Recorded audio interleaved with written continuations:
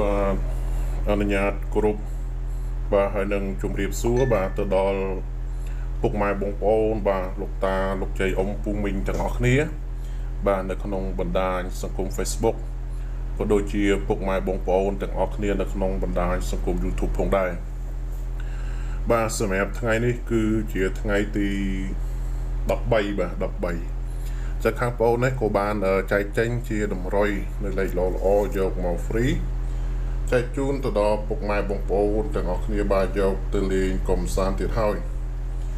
ពុកម៉ែបងប្អូនទាំងអស់គ្នាបាទដែលបានទស្សនាលើវីដេអូរបស់បងប្អូនហើយដែលស្រឡាញ់ហើយនឹងពេញចិត្តនៅលើវីដេអូរបស់បងប្អូនបាទក៏កុំភ្លេចបាទជួយ like ហើយនឹងជួយ share ពុកម៉ែបងប្អូនណាបាទជួយ like ហើយនឹងជួយ share នៅលើវីដេអូនេះឲ្យបងប្អូនម្នាក់មួយផងពុកម៉ែបងប្អូនបាទអញ្ចឹងសម្រាប់ថ្ងៃទី13នេះបាទសម្រាប់ថ្ងៃទី13នេះ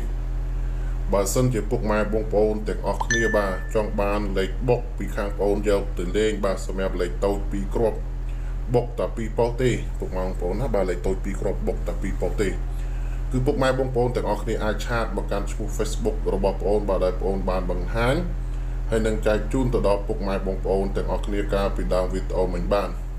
បាទសម្រាប់លេខបងប្អូនគឺងាយស្រួលនៅក្នុងការលេងទេពុកម៉ែបងប្អូនណាបាទសម្រាប់ពុកម៉ែបងប្អូនដែលយកទៅលេងបាទគឺអត់មានពិបាកលេងគុណ